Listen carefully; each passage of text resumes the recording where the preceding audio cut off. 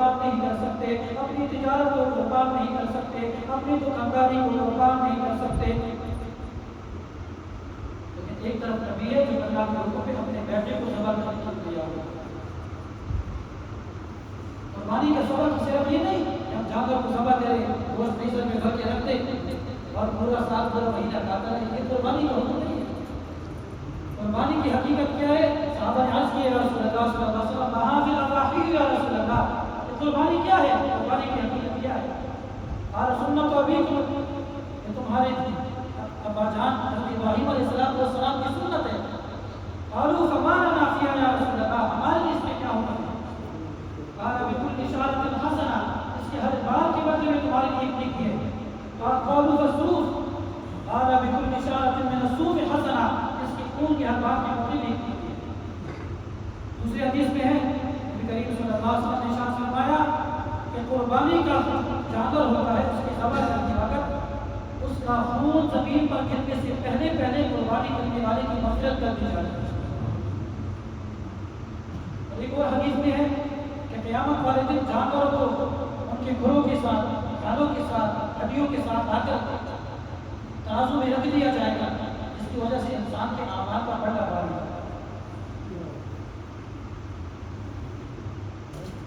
لیکن قربانی کی حقیقت یہ ہے میرے بھائیوں،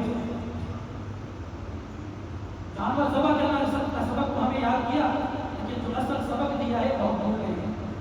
اصل سبق کیا ہے؟ وہ اللہ کا حکم ہے۔ اللہ کا حکم صرف جانور ذبح کرنے کے بارے میں نہیں آیا، اللہ کا حکم ہمیں 24 گھنٹے میں 5 مرتبہ پورا سال روزانہ متوجہ ہو جاتا ہے کہ الصلاۃ نماز پڑھیں۔ تو جب بھی اللہ کا حکم آ جائے نماز پڑھنے کے بارے میں، آپ نے نماز پڑھنے کے لیے آنا ہے، یہاں پر اپنی دین کو قربان کرنا یہ قربانی ہے۔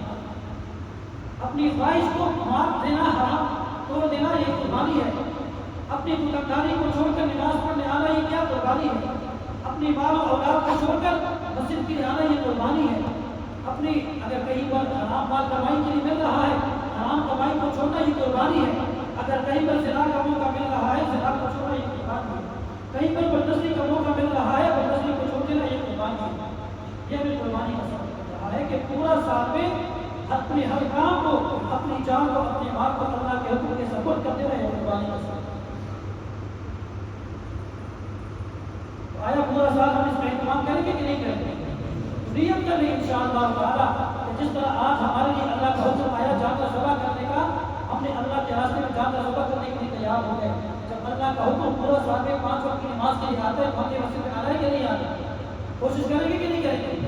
5 وقت کی نماز کے لیے کوشش کریں گے، ایک نیت کریں گے۔ بالخصوص فجر کی نماز میں ہماری بڑی کوتاہی ہوتی ہے۔ آج ماشاءاللہ کتنی آواز ہے، باقی نماز میں بالخصوص فجر میں ہم کہاں چلا جاتا ہے۔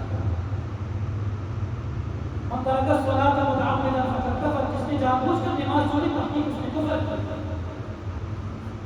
اتنے سخت بات ارشاد فرمائی ہے، بلکہ یہاں تک بعض علماء نے اتنی سختی سے بیان فرمایا کہ اگر کوئی شخص صبح ڈیوٹی کے لیے 9 بجے 8 بجے الارم لگاتا ہے، فجر کی نماز کی الارم نہیں لگاتا، اس کا مطلب یہ ہے کہ اس کی فجر پڑھنے کا ارادہ نہیں ہے، تو ایمان سے نکل جاتا ہے۔ آج ہمارے اجتماعات ہیں کہ نہیں؟ ہم ڈیوٹی پہ جاتے ہیں، الارم لگاتے ہیں، نماز پڑھتے ہیں۔ ڈیوٹی پہ جانے کے لیے، سفر پر جانے کے لیے اپنے ساتھی کو کہتے ہیں، گھر والے کو کہتے ہیں نماز کے لیے جگایا کرو، ڈیوٹی کے لیے جگایا کرو، ہم نے فلاں جگہ جانا، نماز کے لیے کیوں نہیں کرتے؟ آج کا ہمارا سبق یہ ہے، حضرت ابراہیم علیہ السلام کہے کہ جان بھی اللہ کی دی ہوئی ہے، مال بھی اللہ تعالیٰ کا عطا کرتا ہے۔ آج اگر ہمارے لیے اللہ کا حکم آیا جانور ذبح کرنے کا، تو ہم جانور ذبح کرنے کے لیے تیار ہیں۔ اگر اللہ کی طرف سے ہمارے لیے حکم آ جائے اپنی جانوں کو ذبح کرو جانور کی بجائے، ہم اپنی جانوں کو بھی نذرانے بھی اللہ کے راستے میں پیش کرنے کے لیے تیار ہیں۔ اللہ تعالیٰ